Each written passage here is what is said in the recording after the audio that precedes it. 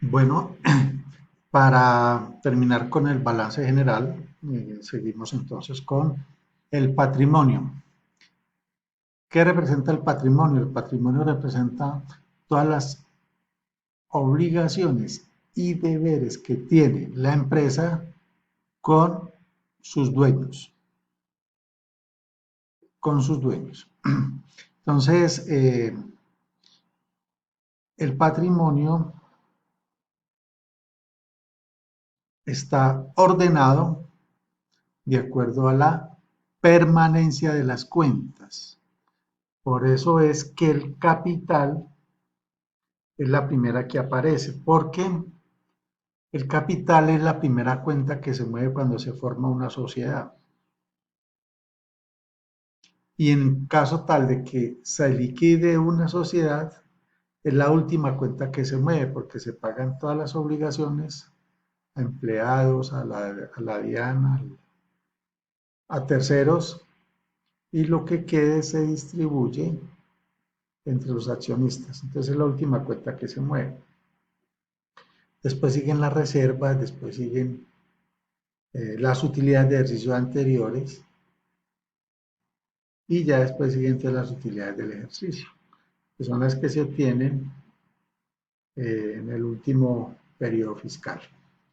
Aparecen otras cuentas como es valorizaciones o desvalorizaciones. Esta cuenta realmente obedece a lo que se hacía antes del año 93, que tenía que ver con unos ajustes mmm, que se hacían para valorizar los activos, ¿sí? Entonces se hacían ajustes por inflación y las valorizaciones o desvalorizaciones mostraban en una cuenta aparte cuánto se había valorizado o desvalorizado la empresa.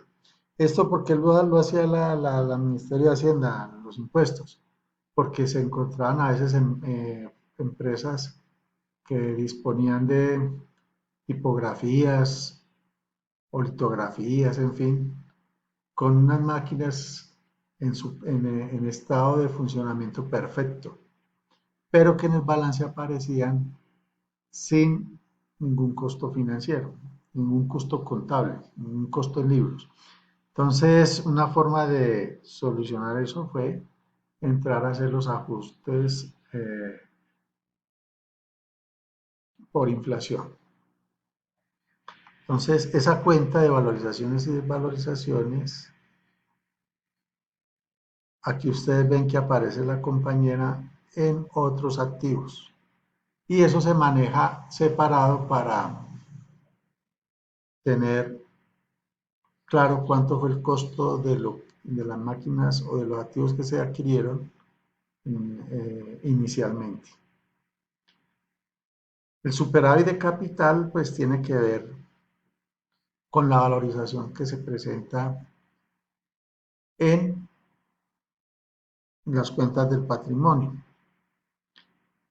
Dentro del superávit de capital podríamos hallar en la cuenta, por ejemplo, lo que son prima en colocación de acciones, debido a que de pronto se sacan acciones al mercado y obtienen un mayor valor. O podría también, en el caso tal de que la empresa reciba donaciones, se pueden llevar como un superávit de capital, eh, las donaciones. En el caso de la tecnológica, pues lo que es el L, lo que se conoce como el L, eso fue una donación que hizo el Banco de Colombia. ¿Por qué? Porque Bancolombia tenía ese activo pues, recibido como dación en pago. Entonces, le era muy difícil venderlo y entonces mantener esa infraestructura le generaba unos costos. Entonces, lo que hizo fue hacer la donación a la universidad y registrar esa donación como deducible de impuestos. Las donaciones son deducibles de impuestos. Bueno, entonces están las obligaciones que tiene la empresa con los dueños del aviso. Entonces acá tenemos una pregunta, por ejemplo. ¿Cuál es la diferencia entre reserva y fondos? Porque como aquí aparecen reservas, aquí pueden aparecer reserva legal o reservas extralegales o extraordinarias. Entonces la reserva legal se conforma con base en que la empresa debe destinar o debe reservar el 10% de las utilidades que obtenga cada año. Eso pues se hace hasta que la empresa llegue a tener unas reservas que alcanzan por lo menos el 50% de los aportes de capital. Ya en ese momento no tendría obligación de reservar tantos, el 10%. Entonces eso hay que tenerlo en cuenta. ¿Y eso para qué se reserva? Pues eso es una forma para que obligar a que las empresas tengan un margen de cobertura en caso tal de que la empresa se quiebre y tenga cómo pagar una parte a los acreedores, a los agentes del pasivo. Bueno, otra pregunta interesante acá es cómo se distribuyen las utilidades de esta empresa. Bueno, eh, esta pregunta se obedece a que la distribución de utilidades se maneja en otro estado financiero que se llama estado de superávit, por un lado, ¿sí?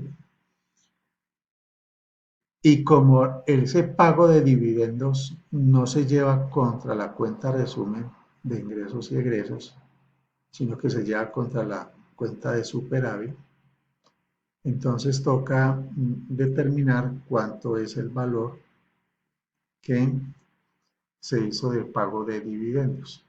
Entonces observemos cómo podría ser. Va a ampliar esta columna.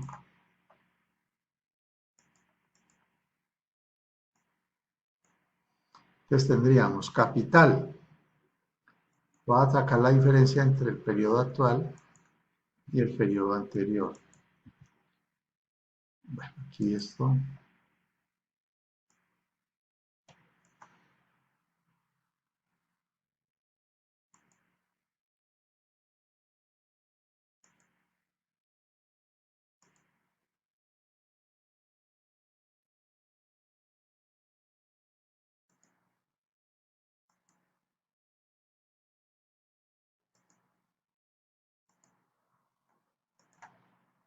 Por ejemplo, en este caso, quiere decir que se capitalizaron, que se llevaron a capital 300. Después tenemos, bueno, entonces, calculando estas diferencias, hacemos lo mismo con las reservas y con las utilidades de ejercicios anteriores.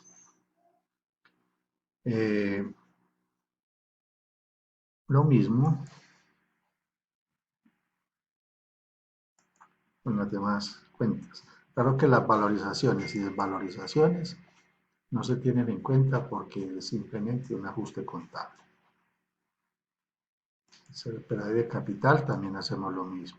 Bueno, entonces, ¿cuáles son las utilidades que se van a repartir? Las utilidades que se van a repartir son las del periodo anterior, que se reparten al final de marzo, o sea, 1.273,35. Entonces, la utilidad del ejercicio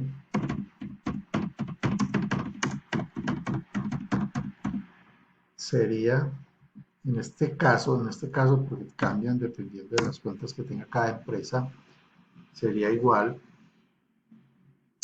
a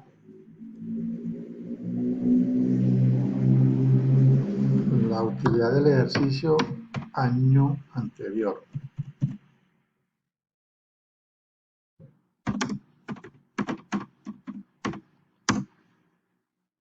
menos variación de capital más reservas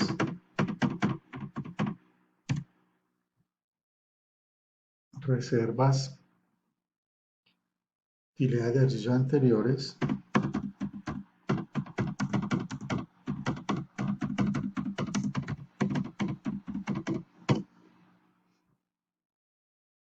utilidades de ejercicios anteriores, que son los que tienen valor en este caso. La diferencia de la utilidad del ejercicio no se tiene en cuenta. ¿Por qué? Porque esa utilidad viene del estado de resultados. ¿Sí? Y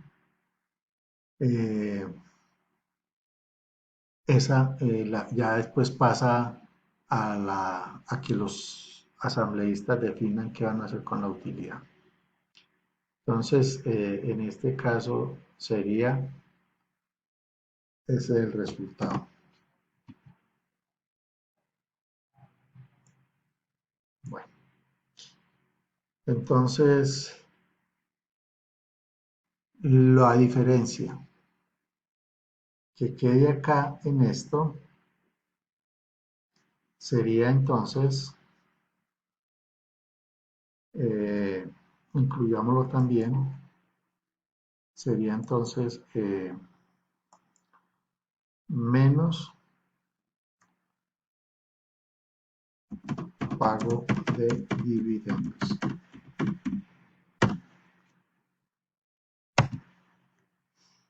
Entonces tendríamos que el pago de dividendos es igual a la utilidad del ejercicio del año anterior menos la variación del capital, o sea que estos 300 vienen de capitalizarse, 300 de la utilidad, entonces se capitalizan, menos lo que se dejó en reservas,